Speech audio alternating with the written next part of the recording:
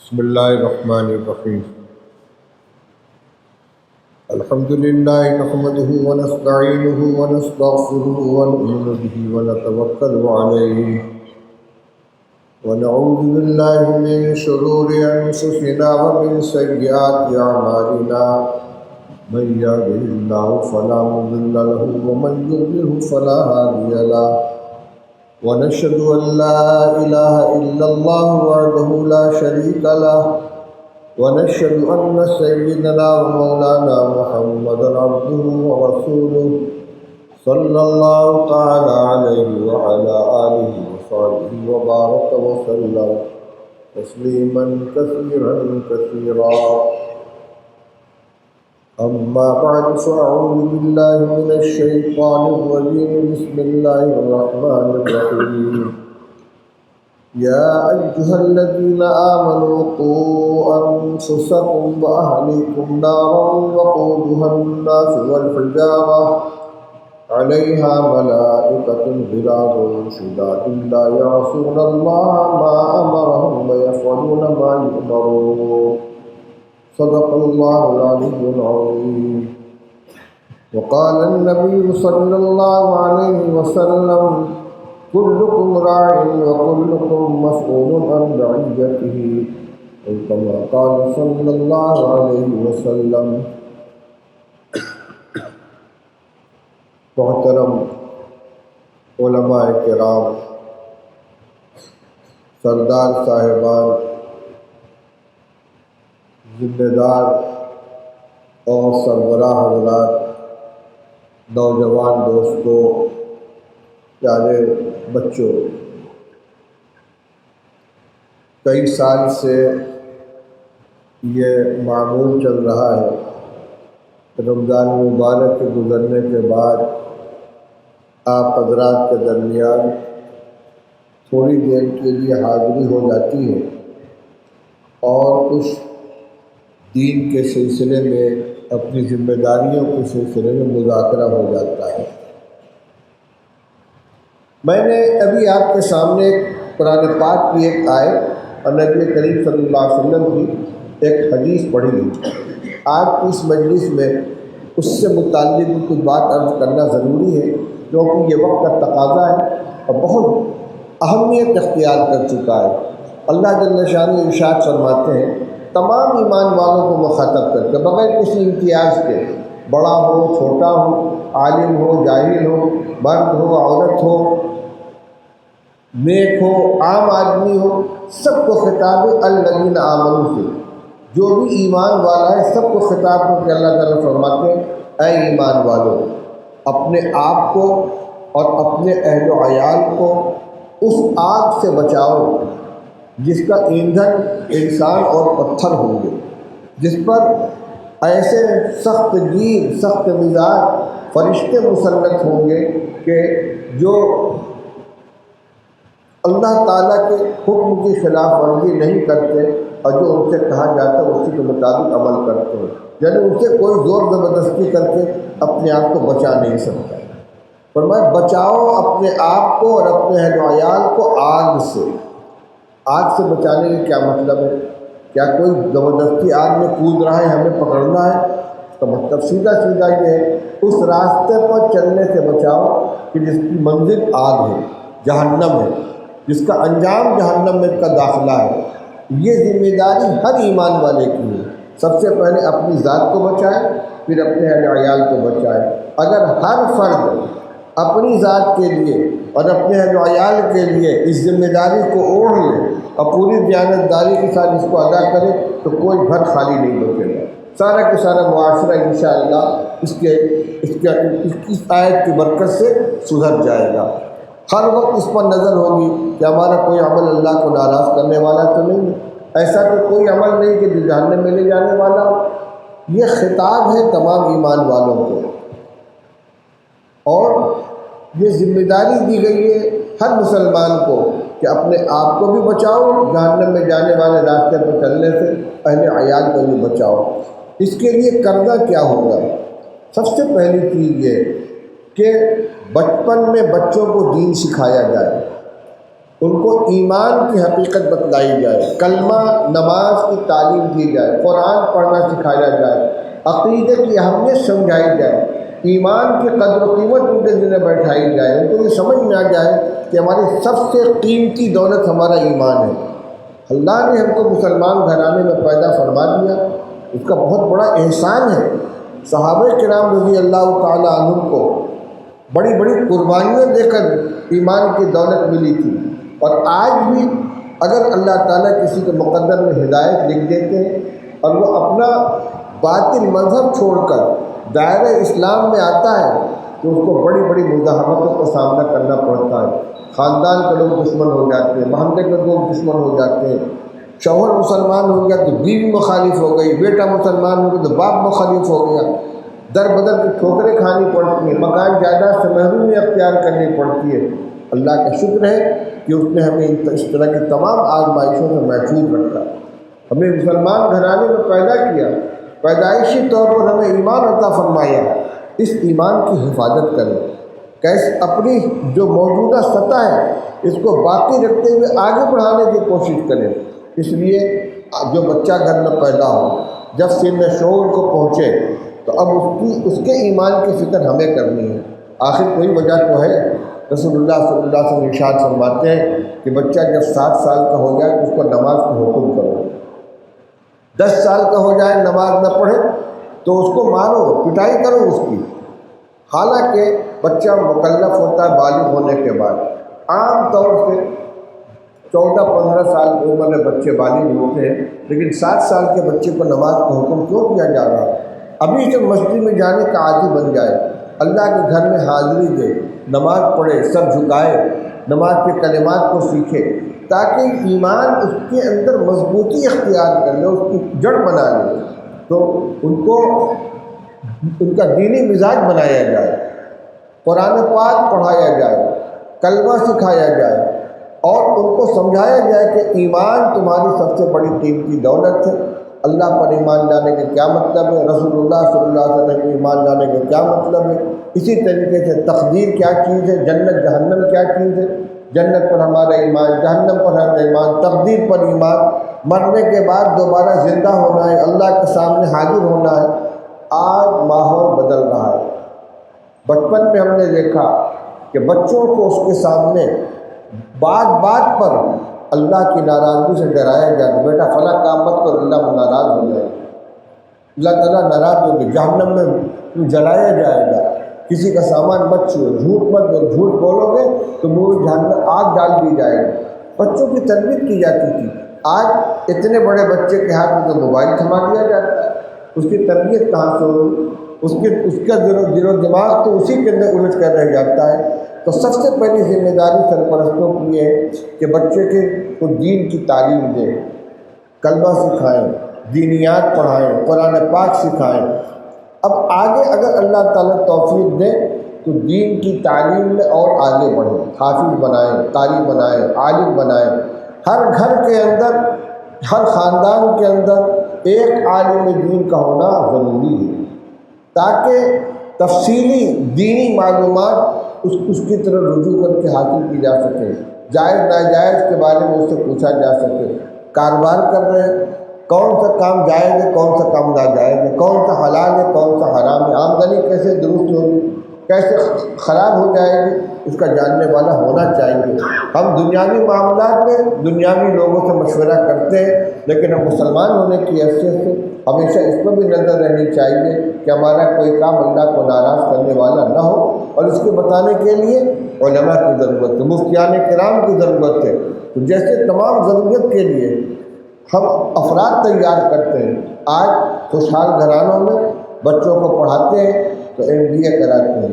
CA کرواتے ہیں، ان کو CA کی پڑھائی پڑھاتے ہیں۔ کیوں؟ ہمارے گھر میں ہمارا بچہ خود منیجر بن کر رہے، حساب کتاب جاننے والا ہو۔ ایک بڑے خاندان میں ایک بچہ CA ہو جانا چاہیے، ایک MBA ہو جانا چاہیے، کچھ نہیں تو انگریزی کا اچھا جانکار ہونا چاہیے۔ کیا اس ضرورت سے کم ضرورت ہے دین کو جاننے کی، دین کو سیکھنے کی؟ تو بنیادی دینی تعلیم دلانا تو ہر بچے کی یہ ماں باپ کی ذمہ داری ہے۔ اور اس کے بعد اگر توفیق ملے تو اور آگے کی تعلیم دی جائے۔ تجربہ یہ ہے کہ حافظ بنا دینے سے دین کی حفاظت زیادہ ہوتی ہے۔ جس کے سینے میں قرآن محفوظ ہو جائے گا انشاءاللہ اس میں گمراہی نہیں گھسے گی، شیطان اس کو ایمان سے محروم نہیں کر سکے گا، جبکہ ایمان پر ڈاکہ ڈالنے کے ہر طرف جال پھیلے ہوئے۔ اس کے بعد دوسرا نمبر یہ آتا ہے کہ جب بچہ شعور کی حد کو پہنچے تو ان کی نگرانی کی جائے، کہاں جا رہا ہے، کس سے مل رہا ہے، کس سے اس کے تعلقات ہیں، اس کے مشاغل کیا ہیں، کہاں اٹھنا بیٹھنا ہے، صحبت کیسی ہے اس کی۔ یہ نہیں کہ بچہ بالغ ہو گیا تب وہ بالکل ماں باپ کی طرف سے بے نیاز ہو گیا، ماں باپ کو اس کی نگرانی نہیں کرنی۔ خاص طور سے وہ بچے اور بچیاں کہ جو اسکولوں کالجوں کے اندر تعلیم حاصل کرتے ہیں، ان کی فکر کرنا اس وقت سب سے بڑی ضرورت بن گئی ہے۔ بہت شرمندگی کے ساتھ اس حقیقت کا اظہار کرنا پڑ رہا ہے، اور تمام باشعور لوگ اس کو جانتے ہیں کہ آج بہت بڑی تعداد ہمارے مسلمان بچیوں کی کالجوں میں تعلیم حاصل کرنے والی غیر مردوں کے ساتھ جا رہی ہیں، غیر مسلم نوجوانوں سے ان کے تعلقات پیدا ہو رہے ہیں، گھر چھوڑ کر جا رہے ہیں اور مذہب چھوڑ کر جا رہے ہیں۔ یہ واقعات ہو رہے ہیں، یہ صرف اندیشے نہیں بلکہ واقعات حقیقت ہوئی۔ آج ہم الحمدللہ اس مجمع کے اندر سارے لوگ موجود ہیں۔ میں نے علماء کرام سے یہ درخواست کی تھی کہ آپ کوشش کریں کہ ہمارے سماج کے ذمہ دار حضرات، سردار صاحبان، مہتو صاحبان اور جو سربراہ لوگ ہیں وہ بھی موجود رہیں، اس لیے کہ ہمیں گفتگو سب سے کرنی ہے۔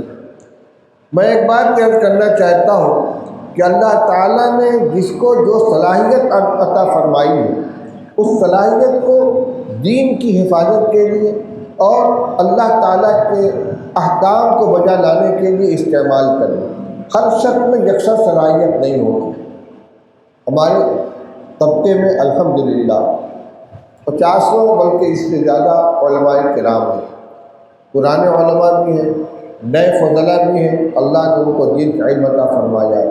ان کے علم سے فائدہ اٹھایا جائے۔ ہمارے جو برادری کے قوم کے سردار صاحبان ہیں، جن کو اللہ تعالیٰ نے سربراہی عطا کی، جن کا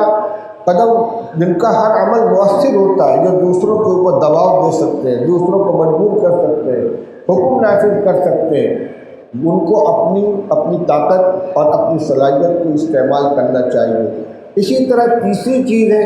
کہ گھر کے جو سربراہ حضرات ہیں، والدین ہیں اور خاص طور سے والد ہیں، گھر کے بڑے بھائی ہیں، چچا ہیں، جن کا گھر کے اندر ہولڈ ہے، اگر یہ تینوں حضرات آپس میں تعاون کا جذبہ پیدا کر لیں، اس کی بہت بڑی ضرورت ہے۔ افسوس اس بات کا ہے کہ آپس میں رابطہ نہیں ہے۔ سردار صاحبان کو اللہ نے یہ مقام عطا فرمایا ہے۔ ابھی میں نے ایک روایت پڑھی ہے، رسول اللہ صلی اللہ علیہ وسلم نے ارشاد فرمایا کہ کلکم راع وکلکم مسئول عن رعیتہ، تم میں کہ ہر شخص ذمہ دار ہے اور ہر ایک سے اس کے ماتحت کے بارے میں سوال کیا جائے گا۔ اس کے بعد رسول اللہ صلی اللہ علیہ وسلم نے اس حدیث کی تشریح فرمائی ہے، اور اس میں ایک جملہ یہ بھی ہے فالامیر راع علی رعیتہ وہ مسئول عن رعیتہ، جو امیر ہے، جو سردار ہے، وہ اپنے ماتحتوں کا ذمہ دار ہے، اس سے اس کے بارے میں سوال کیا جائے گا۔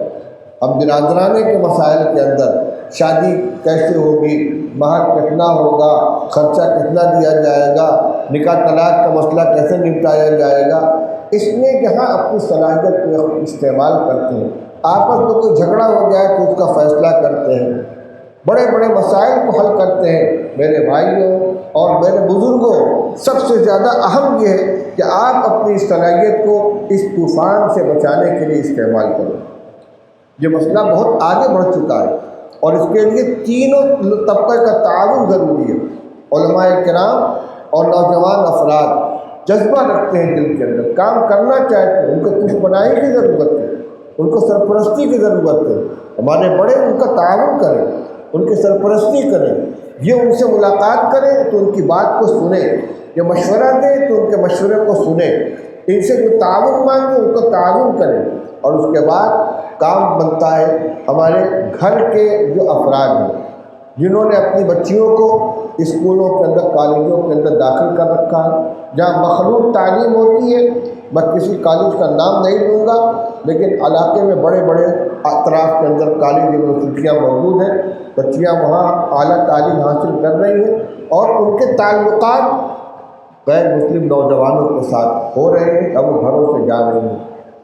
یہ ہماری جو ٹیم ہے نوجوانوں کی علماء کی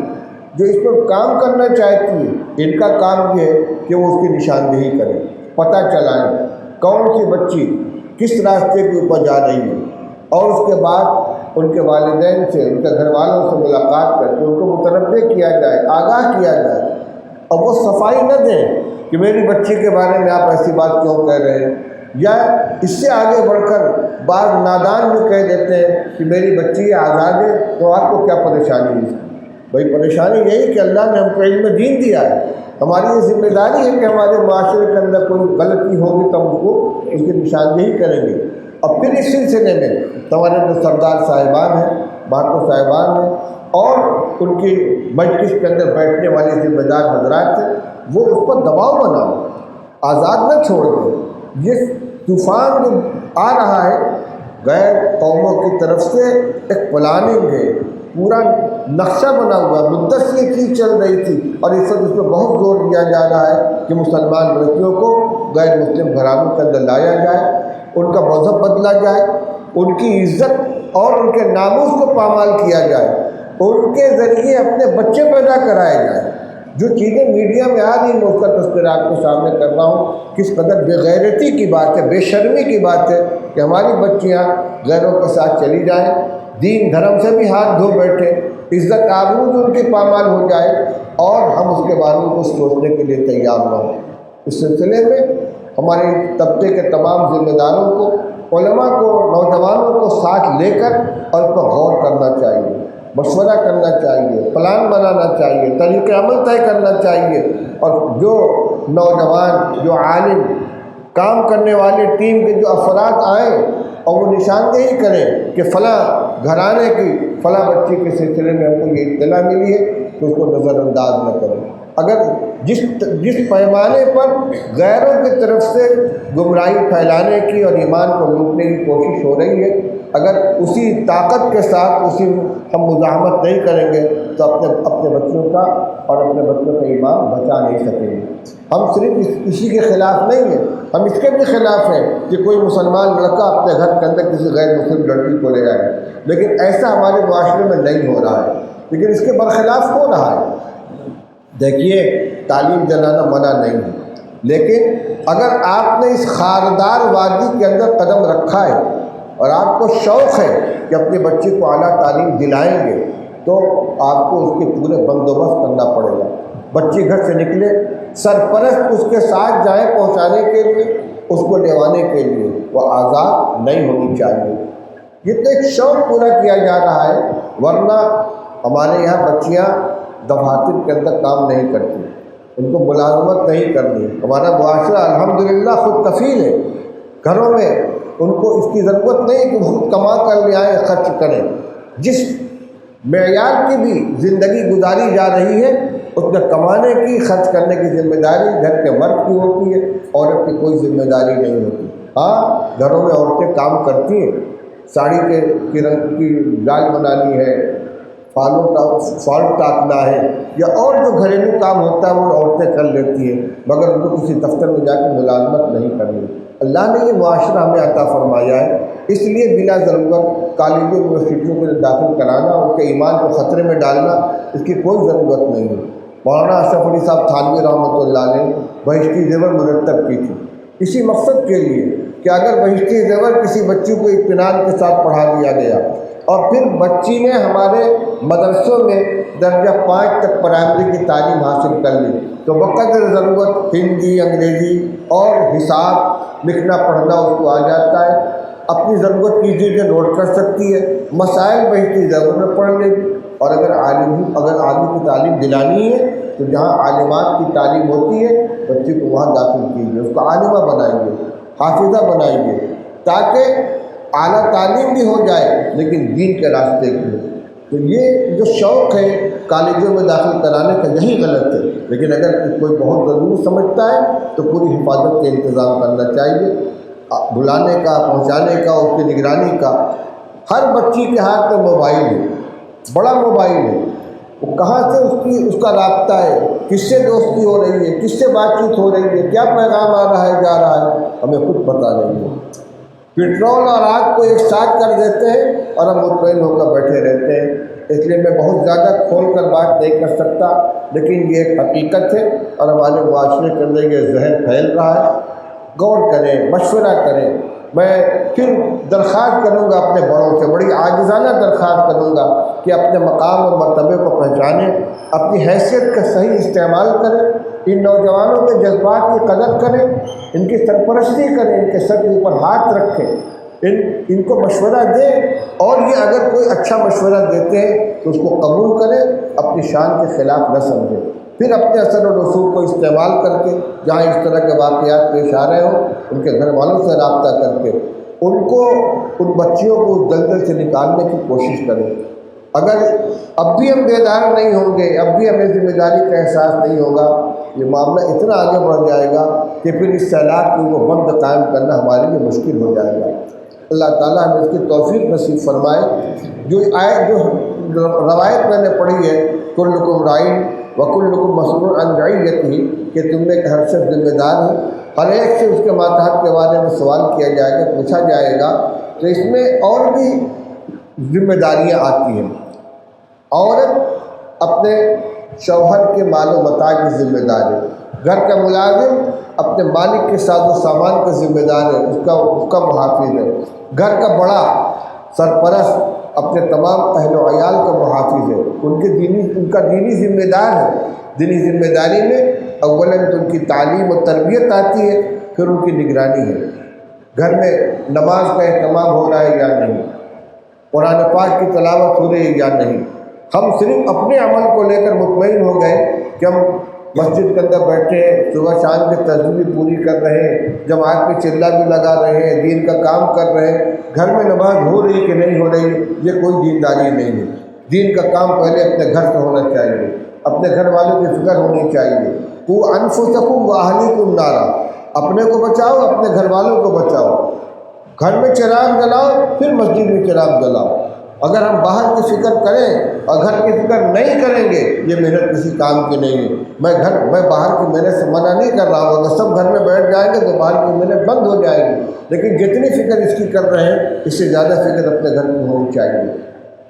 گھر میں نماز کا اہتمام ہونا چاہیے۔ اسی طریقے سے یہ موبائل کی جو وبا ہے، یہ صرف اسکول پڑھنے والی بچیوں ہی کے لیے نہیں، گھر میں رہنے والے بچے نوجوان، جو بے تحاشا جو بڑے موبائل کا استعمال ہو رہا ہے اور اس میں کوئی بندش نہیں ہے، یہ اس زمانے کا بہت بڑا فتنہ ہے۔ بعض لوگ اس کو کہتے ہیں کہ اس زمانے کے سب سے بڑا یہ شیطان ہے۔ ایک خرابی اس میں یہ بھی ہے، جو تھوڑا سا دینی مزاج رکھتے ہیں، موبائل کھولا، کوئی ویڈیو آ رہا ہے، کوئی تقریر آ رہی ہے، بس اس کو سن لیا، خود دین کا علم ہے نہیں، اور یہ بھی پتہ نہیں کہ بیان کرنے والا کون ہے۔ کوئی بھی نظریہ پیش کر رہا ہے، کوئی بھی مسئلہ بیان کر رہا ہے، کوئی بھی روایت بیان کر رہا ہے، اس کے قائل ہو گئے۔ پھر یہ کہ اس کو آگے فارورڈ کر دیا، یہ بھی غلط ہے۔ رسول اللہ صلی اللہ علیہ وسلم نے ارشاد فرمایا، کفیٰ بالمرء کذبا ان یحدث بکل ما سمعہ، آدمی کے جھوٹا ہونے کے لیے اتنا کافی ہے کہ جو کچھ سنے اس کو آگے کو چلتا کر دے، یعنی یہ جان کر نہیں کہ یہ جھوٹ ہے،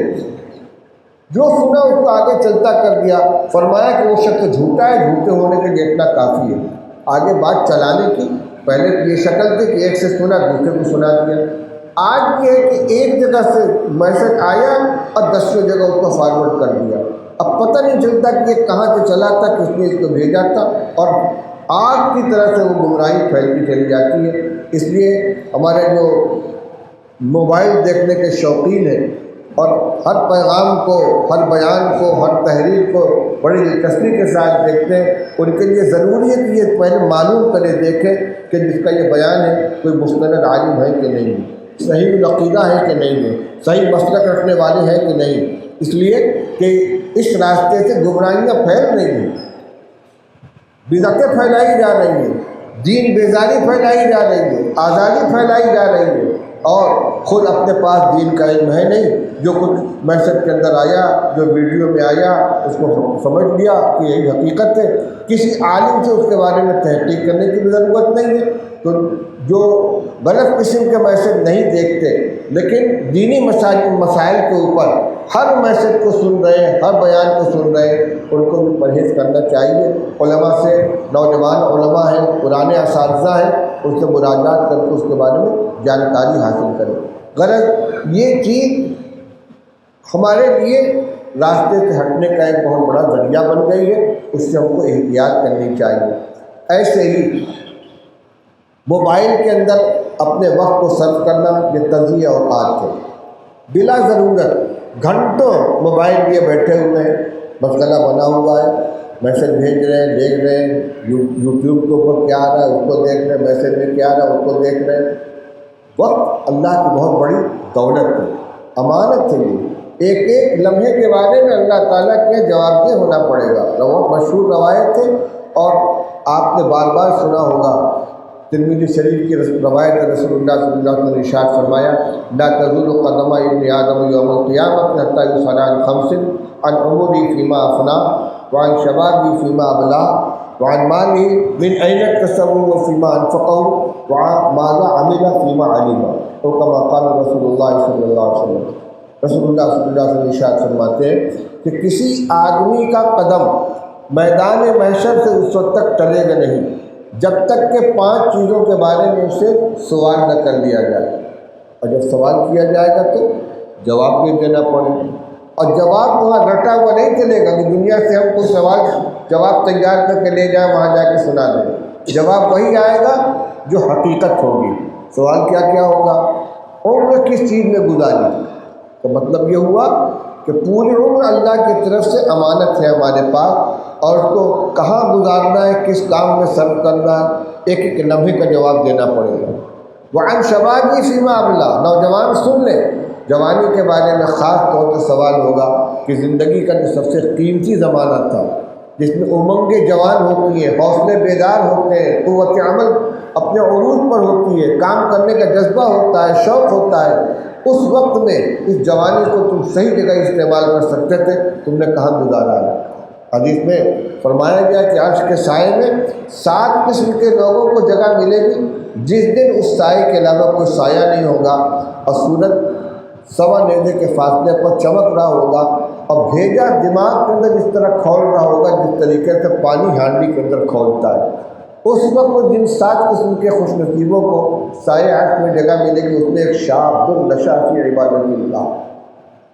وہ نوجوان بھی ہوگا کہ جس کی نشو و نما، جس کی اٹھان اللہ کی عبادت و بندگی کے اندر ہے۔ یہ سب سے قیمتی زمانہ ہے۔ رسول اللہ صلی اللہ علیہ وسلم نے ارشاد فرمایا ہے، اغتنم خمسا قبل خمس، 5 حالتوں سے نفع اٹھا لو، 5 حالتوں سے پہلے۔ اس میں یہ بھی فرمایا ان شبابی قبل حریمی، آدمی کو چاہیے کہ اپنی جوانی سے فائدہ اٹھائے بڑھاپے کے آنے سے پہلے۔ تو جوانی کا زمانہ ہمارے نوجوان دوستوں بہت ہی قیمتی ہے، اس لیے اگر اس میں اگر کمائی کر لو گے آخرت کی، یہ کام آئے گا، وہاں سرخروئی بھی حاصل ہوگی، اللہ کے یہاں عزت حاصل ہوگی، اور پھر یہی بنیاد بنے گا زندگی کے آگے کے مراحل کے اندر۔ جس کی جیسی جوانی گزرتی ہے ویسے ہی اس کا بڑھاپا گزرتا ہے، ویسے ہی ادھیڑ عمر گزرتی ہے، اور جو جوانی میں نہیں سدھر سکا آگے کی بھی اس کی امید نہیں ہے۔ طاقت تو کم ہو جائے گی لیکن جذبات اسی طریقے سے خراب رہیں گے۔ اس لیے نوجوان ہمارے اپنے وقت کی قدر کریں۔ تو میں یہ کہہ رہا تھا کہ اللہ تعالیٰ کے یہاں 5 سوالات جو ہوں گے، اس میں ایک سوال یہ ہوگا عمر کہاں گزاری، ایک سوال یہ ہوگا جوانی کہاں گزاری، ایک سوال یہ ہوگا مال کہاں سے کمایا۔ اس لیے ہم آزاد نہیں کہ جیسے چاہے کمائے، بے ایمانی کرنے، جھوٹ بولنے، سود لینے، نہیں، صحیح راستے سے کمانا پڑے گا، کیونکہ جب پوچھا جائے گا کس راستے سے کمایا ہے تو جس راستے سے کمایا ہو تو وہی سامنے آئے گا۔ کہاں خرچ کیا، یہ بھی ایک سوال ہوگا، اس کا بھی جواب دینا پڑے گا۔ اور آخری جو سوال یہ ہوگا کہ دین کی جو معلومات تم کو حاصل ہوئی تھی اس پر عمل کتنا کیا۔ اس لیے ہم جہاں بیٹھے ہوئے ہیں آج، اور جمعہ کے بیان میں، جلسوں میں، نماز کے بعد کتابوں کی تعلیم میں، مذاکرے کی مجلس میں جو باتیں دین کی ہمارے علم میں آتی ہیں، ہم اس کے سلسلے میں جواب دہ ہوں گے کہ دین کی جتنی معلومات تم کو حاصل ہوئی تھی اس پر عمل کتنا کیا۔ آج جتنی باتیں کہی جا رہی ہیں یہ بھی امانت ہے، اس میں جس سے متعلق جو عمل ہے اس کو اپنی ذمہ داری محسوس کریں، اپنی ذات سے، اپنے اہل و عیال سے، اپنے گھر والوں سے، اپنے معاشرے سے جو اس کی ذمہ داریاں وابستہ ہیں ان کو ادا کرنے کی کوشش کریں۔ جو بات میں نے شروع کی تھی اس کا پھر اعادہ کر دوں کہ بھائی رمضان مبارک کا مہینہ گزر گیا، ماحول کی برکت سے الحمدللہ نمازوں کا بھی اہتمام ہوا، تلاوت کا بھی اہتمام ہوا، لیکن رمضان مبارک کے گزر جانے کے بعد اپنے معمولات کو ہمیں ترک نہیں کرنا چاہیے۔ نماز پنجگانہ کا اہتمام اسی طریقے سے رہے، نگاہوں کی حفاظت کریں، زبان کی حفاظت کریں، گناہوں سے اپنے آپ کو بچائیں۔ دیکھیے رمضان کے اندر جو کچھ کرتے ہیں اس کی وجہ سے برکت بھی رہتی ہے اور قلبی سکون و چین بھی ملتا ہے۔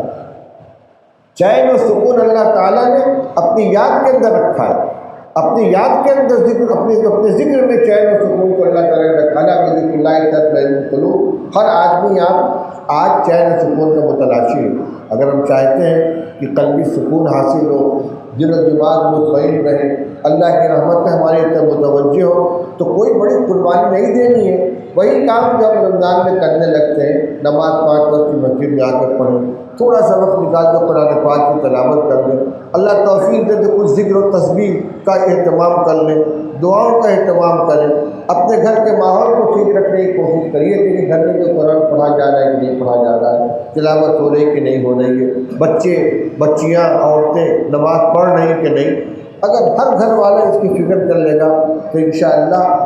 جو باہر محنت ہو رہی ہے علماء کرام کی اصلاح معاشرہ کی، اس کے اندر بڑی مدد ملے گی۔ ایک بات آخری کہہ کے میں ختم کرتا ہوں، جس طرح ضرورت ہے آج ایمان کی حفاظت کے لیے علماء کرام اور سماج کے ذمہ دار لوگوں کے درمیان تعاون کی، بالکل اسی طریقے سے بہت سے غلط قسم کے رسم و رواج ہیں چلے آ رہے پرانے زمانے سے، اور ان کی طرف ذہن منتقل نہیں ہوتا۔ جو علماء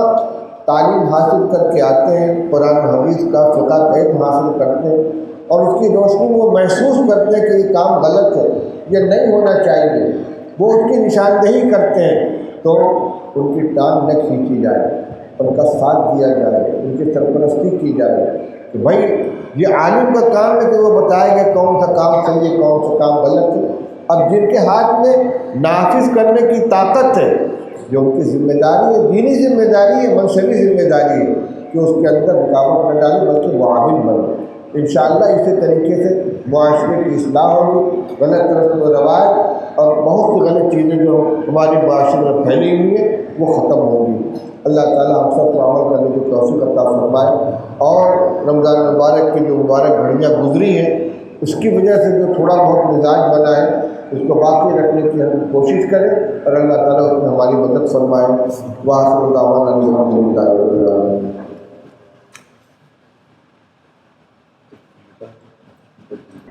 بھائی ایک بات رہ گئی تھی، اس کو بھی عرض کر کے پھر دعا کرتے ہیں۔ ذہن میں بات تھی کہ الحمدللہ